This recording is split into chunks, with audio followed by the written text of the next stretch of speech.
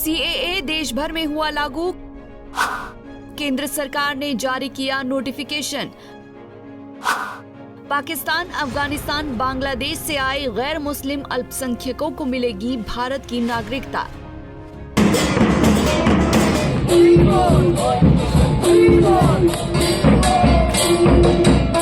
नागरिकता संशोधन अधिनियम यानी कि सीएए देश भर में लागू हो चुका है। 11 मार्च को केंद्र की मोदी सरकार ने इसका नोटिफिकेशन जारी कर दिया। सीएए के आ जाने से अब पाकिस्तान, अफगानिस्तान, बांग्लादेश से आए गैर मुस्लिम अल्पसंख्यक हिंदू, बौद्ध, सिख, जैन, पारसी और ईसाई जो 31 दिसंबर 2014 को या उससे पहले भारत में प्रवेश कर चुके हैं, उन्हें भारत की नागरिकता मिलेगी। इस कानून के लागू होते ही शरणार्थी नाच गाकर खुशी का इजहार कर रहे हैं। तो वहीं बिहार के बेगूसराय में राज्यसभा सांसद राकेश सिन्हा ने भी खुशी जताई और विरोधियों के द्वारा सीएए का विरोध करने पर जोरदार हमला बोला। सांसद राकेश सिन्हा ने कहा कि इसका विरोध वही लोग कर रहे हैं जो भारत को तोड़ना चाहते हैं। भारत को जनसंख्या के आधार पर हिंदुओं को अल्पसंख्यक बनाना चाहते हैं। वही लोग उसका विरोध करते हैं।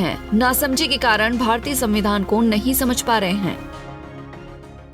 देखिए, सीएए कानून उन हिंदू, सिख एवं अन्य अल्पसंख्यक, जिसमें ईसाई भी हैं, जिसमें बौद्ध हैं, जैन हैं, पारसी हैं, जो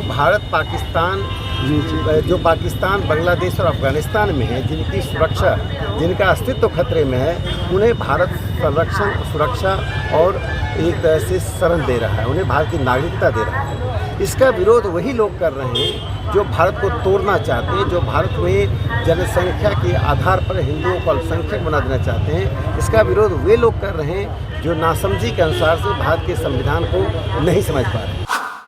देश की सबसे तेज गति से चलने वाली high speed train Vande Bharat express Begusarai में भी रुकेगी। वहीं दूसरी ओर प्रधानमंत्री नरेंद्र मोदी द्वारा 85,000 करोड़ से अधिक की रेल परियोजनाओं का वीडियो कॉन्फ्रेंसिंग के माध्यम से शिलान्यास और राष्ट्र को समर्पण किया गया, जहां सोनपुर मंडल के अंतर्गत बेगूसराय रेलवे स्टेशन पर भी एक कार्यक्रम का आयोजन किया गया, जिसे लेकर सांसद राकेश सिन्हा ने कहा कि प्रधानमंत्री नरेंद्र मोदी जी ने एक नई रेल क्रांति की शुरुआत की है। उसका ये परिणाम है कि आज 85,000 करोड़ से अधिक की परियोजनाओं का लोकार्पण हुआ है। जैसा कि मोदी जी ने बताया, सबसे बड़ी खुशी की बात है कि वंदे भारत ट्रेन की जो शुरुआत हुई है वो बेगूसराय में रुकने की प्रबल संभावना हो गई है। उन्होंने बताया कि उन्होंने रेलवे बोर्ड से बात की है, उसकी स्वीकृति भी मिल गई है।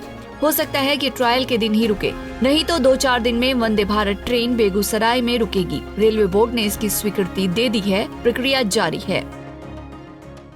प्रधानमंत्री श्री नरेंद्र मोदी जी ने देश में एक नई रेल क्रांति की शुरुआत की है।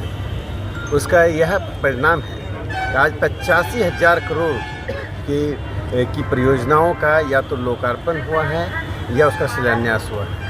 यह भारत के रेल के इतिहास में एक अद्वितीय अभूतपूर्व घटना है।